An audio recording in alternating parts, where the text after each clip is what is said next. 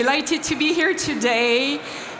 In this session, I'm going to walk you through my best product practices to manage products, so from prototype to product. Let's get started, and let's get to the core of it immediately. This is my thesis. Your product must drive growth, must drive business from day one. And the hard choices start here. So in this presentation, I will walk you through this thesis. Hopefully, I will be able to convince you with my thesis by the end. And if not, please come and chat with me afterwards. But first, hey, by the way, hello, I'm Amandine. I am the Chief Product Officer at BackMarket. I've been leading product and data in tech organizations for more than 15 years, and I've really built my own playbook, my own ways of doing product, not from the big theories, but from my observation, from what I feel is working, is not working according to the company I'm in, and from my own conviction. What is BackMarket, you may ask? BackMarket is the leading global marketplace dedicated to refurbished tech. And I just want to pause a little bit and ask you a simple question. Can you raise your hand in this audience if you own any refurbished tech, either a phone, a MacBook, a laptop, whatever? Okay, I see some hands raising. Good for you. So, BackMarket, we were created a bit more than 10 years ago. We were born in Paris, in France. This year, we'll reach great numbers in terms of business. We'll reach more than 3 billion gross merchandising value. So that's the whole business we generate on our marketplace and our platform. We have more than 15 million customers, and we work with more than 1,700 refurbishers across the world, and we operate in 18 countries. So again, I see some hands that were raised because you own already a refurbished tech devices. Good for you. You're not the only one. This is really part of a big trend happening at the moment. In the past 3 years, the growth of and the adoption of refurbished smartphones across Europe grew by 30%, 30%. And just to give you a comparison point, the overall global electronic market only grew by 6% in the same period of time. So this is a great industry to be in, right? Because it's growing, and it's also circularity economy, the circular economy, that is actually driving the economy forward in this industry. So that's good. Again, for those of you who already own a refurbished tech, you've made the right choice, because by choosing refurbished, you are contributing to a healthier planet, okay? Refurbished smartphone means 92% CO2 emission avoided. It means 89% less e-waste and almost the same of water consumption avoided. So this is great for the planet. And so in a nutshell, our mission at BackMarket is to create a world that does more with what we already have, and we foster the circular economy in tech. Okay, so that's for who I am, where I work, BackMarket. Now let's get to our topic today around product management. So these are my product mantras. So kind of the philosophy, the compass that I've been using all of my career in order to lead product in the different companies I've been in. First mantra, product means business. Product is not just the piece of tech you're building. Product is the core of your business, of the business of your company. Second mantra, polarity is a gift. That's kind of a weird sentence, but we'll get to it. Third mantra, differentiate through your product. So in this presentation, I will walk you through those mantras, okay, and give them a bit of tangibility, and I'll be using one concrete example to walk you through that.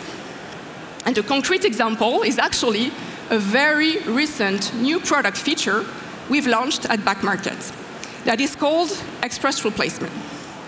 So let me explain a little bit what express replacement is so that you can follow me for the rest of the presentation. Express replacement is the following. If you receive an order, if you receive a device, but it's defective, we're going to ship you a replacement device instantly You receive the replacement device, you install it, you make it work, and then only you send back the original one. So the core promise for our customers is not a day without a device. And I'm sure it resonates with you. Probably you're also managing your business through your MacBook, your smartphone. So that's the core promise of express replacement. Now, how does that work underlying the promise? Because we are a marketplace model, remember. So here is how it works. There is an order A, okay, that is shipped to a customer that is defective. Then an order B is triggered that is going to be that replacement.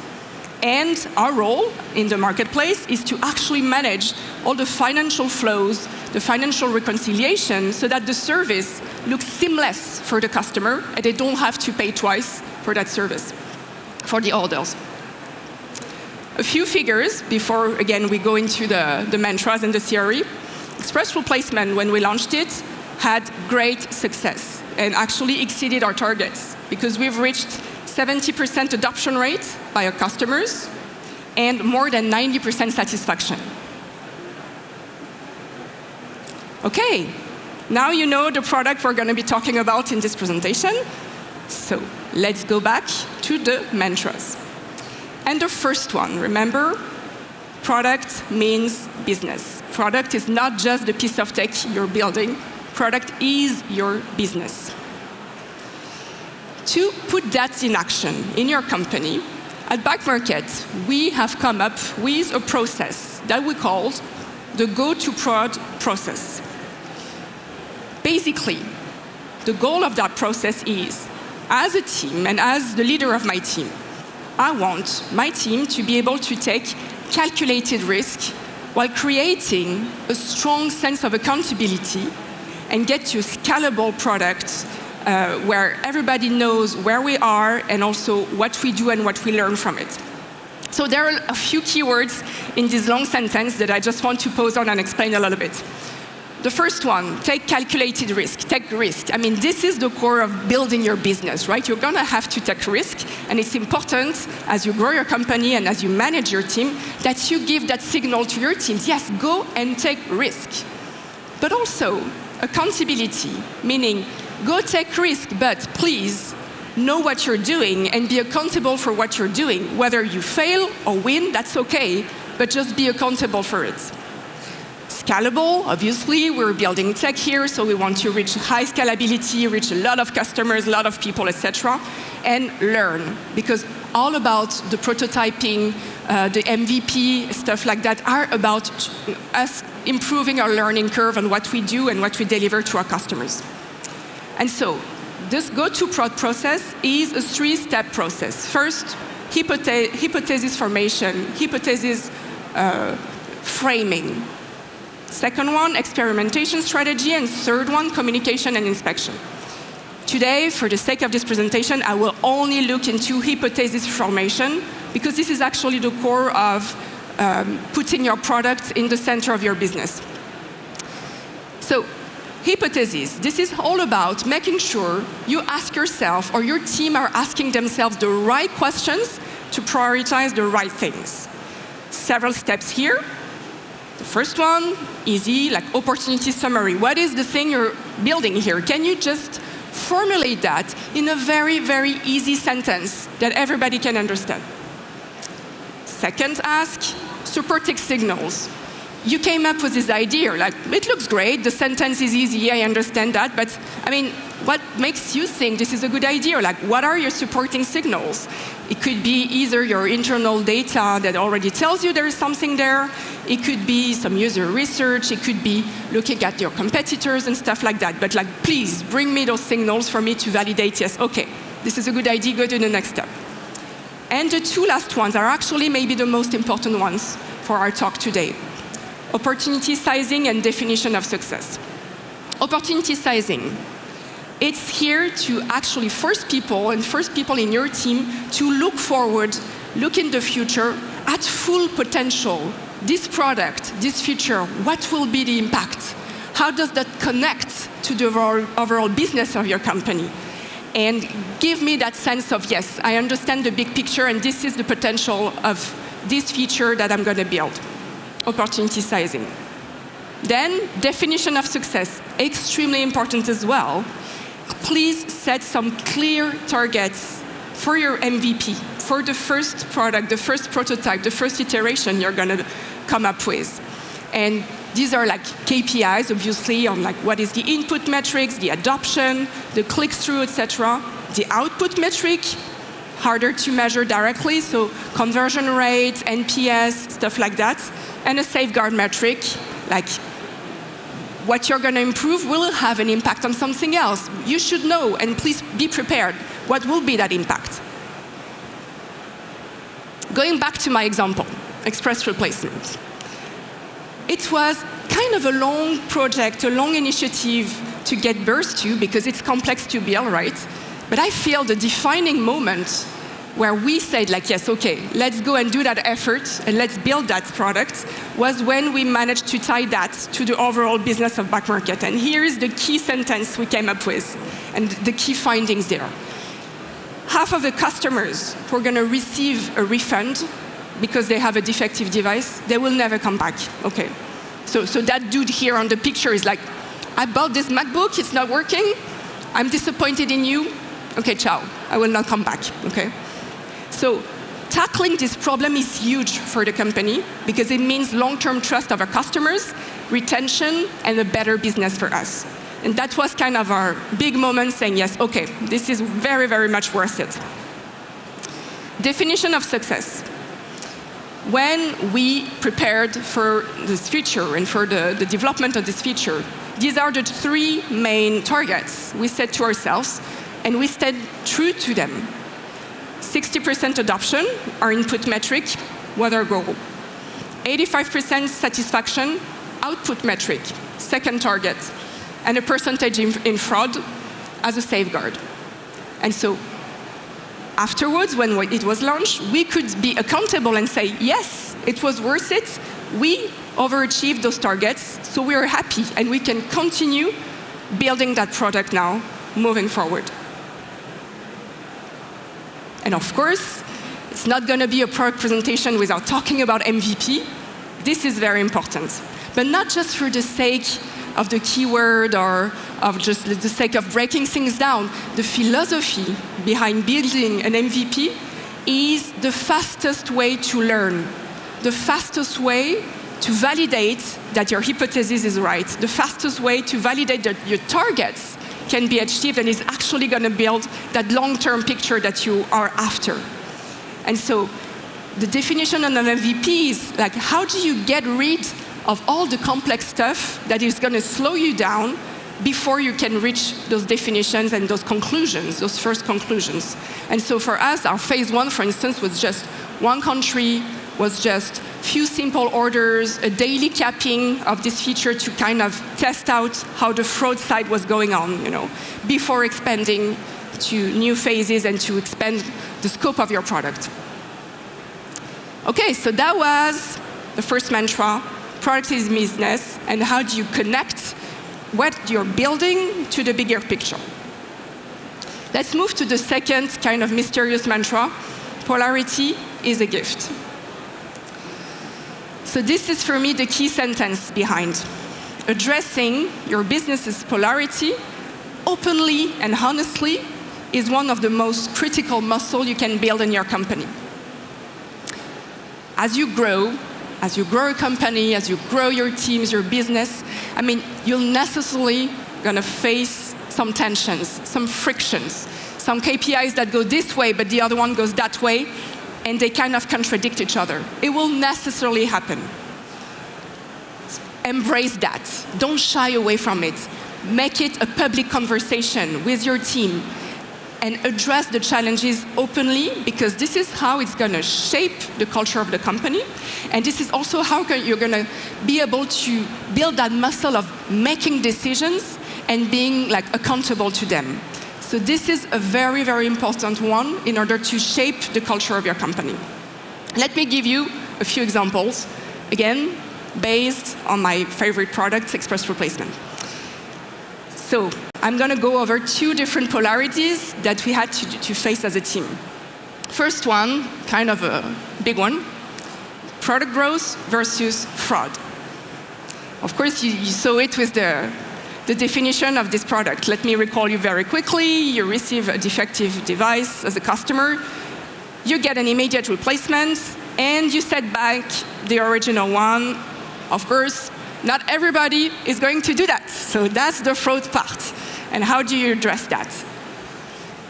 So, of course, we have put in place some mechanisms of payment capture as you are doing this process so that we are able to take back the money in case the customer is not voluntarily giving back the old device that was defective. So that's embedded in the product, that's in the flow, that's automated, et cetera, et cetera. But still, there is this question, how far do you go in this payment capture process, Do you go just by testing that the connection to the bank account works? Do you go by withholding the full amount?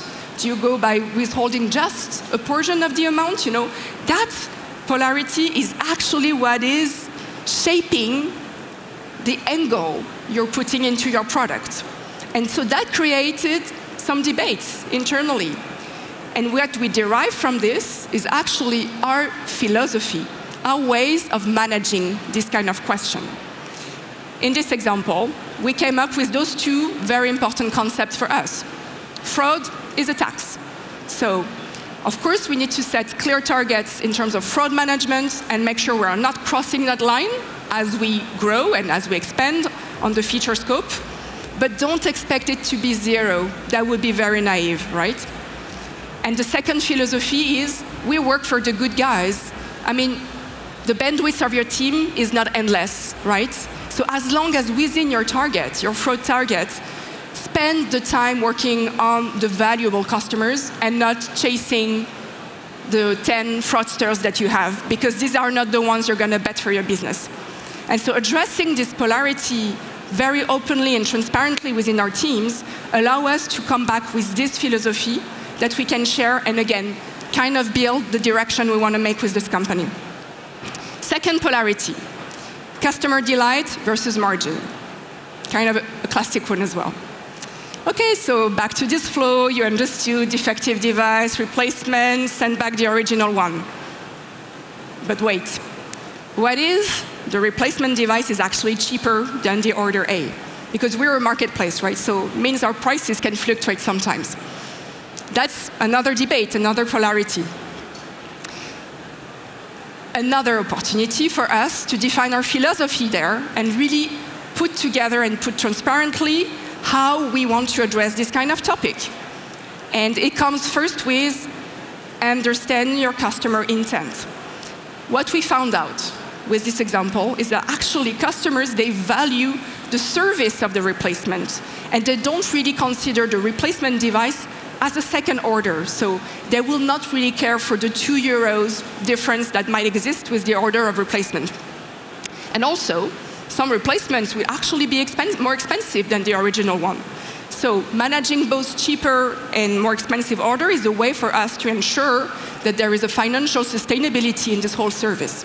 Good, so we're gonna do that. We're gonna replace with some cheaper order sometimes. The second good value of addressing this polarity is that it really encourages a healthy conversation and go past, the passion or the posture, that you can have towards customer delight in general. It was the opportunity for us to let the different point of views be expressed, and I'm going to spare you the details of the marketing team being very passionate about that, and also being very transparent about the decision. So addressing those polarities makes you grow collectively as a team and shape how you address big business problems in a very transparent way. Okay, last mantra, differentiate through product. So this is really more touching about, where you invest your time, where you invest your product for the long term. You want to grow your business, you want to address the core business challenges, and not being naive about them. But you're here to last, right? You're here to build something different that makes a memorable experience for your customers. As a marketplace and in general, in terms of like a B2C business, you have 60 seconds of attention of your customers, of your users, So you need to land a mark. You need to be memorable. And so to do that, we are using a very simple matrix. On the x-axis, you have what are the very common features until what is very unique to you. And on the y-axis, you have, is it an unproven customer business impact, or is it something very proven? And each of the buckets there will drive your product strategy, your product portfolio, and where you should prioritize. Let's start with the obvious one, a very common feature, but unproven. You should not go there. You should not invest there. For me, one of the best examples I have here is like loyalty programs. Extremely hard to prove. Sure, a lot of companies have them. Does it mean it's going to work for your business? Maybe not. So don't follow the pack and do hard choices, make hard choices. Other buckets, common features, yes, proven customer impacts or business impacts. There you need to maintain good standards. Talking about a marketplace again, what we should never derail from is having good prices powered by good competition on our platform with a healthy shipping method. These are standards. I'm not saying we're going to make a huge difference there. We don't want to be the cheapest, but we don't want to derail too much from those standards. So maintain something good there. The bottom right corner, unique features unproven. These are your next MVP. What do you want to bet on? Can you test this out and see if it can deserve to be brought to the top right corner, where obviously this is where you want to go fast. You want to scale fast because you want to be unique. And obviously in this matrix, what you understand is that there is a flow. What is considered right now unique will be commoditized over time. It just will happen. So scale fast in order to grasp whatever good business you have to grasp from it before it becomes more of a common features, you're being copied, etc., etc. And of course, you got it. For us, Express Post Placement really deserves that top right bucket. So we're investing a lot to scale this product fast. But more generally, I think this matrix is a way to assess your product portfolio. Know if you have like some zombie products standing on the bottom left corner, get rid of them. Assess if you're at bar with what is common and proven in terms of impact, and also dedicated sometimes and bandwidth to the right part, because this is your future growth, right? This is your future business that you can rely on. And just a few words on that last top right corner. Of course, as I mentioned, this is where you need to be able to accelerate in order to get faster to a bigger reach of those products because they have a lot of potential. This is also where you should be ready to disturb a bit your organization in order to achieve the market fit of those products faster. But I insist on the market them well. It's not just about identifying that you have those killer products that are there in your portfolio. It's about market them well as well. So I tend to often say the narrative is more important than your future. And that simple sentence, not a day without a device, is the way to express our positioning as a company, our customer empathy, and it's a way to actually position us and create our reputation in a very different way than just, yes, well, we'll ship that product. Shipping that product doesn't matter. What you need is to leave a mark in your customer and understand that, yes, with Backmarket, I'm going to benefit from this service. And these are the only company that is providing that to me. So this narrative is really actually what makes the difference in terms of making your product memorable, not a day without a device. That's it for me. Thanks for your attention, and enjoy your day.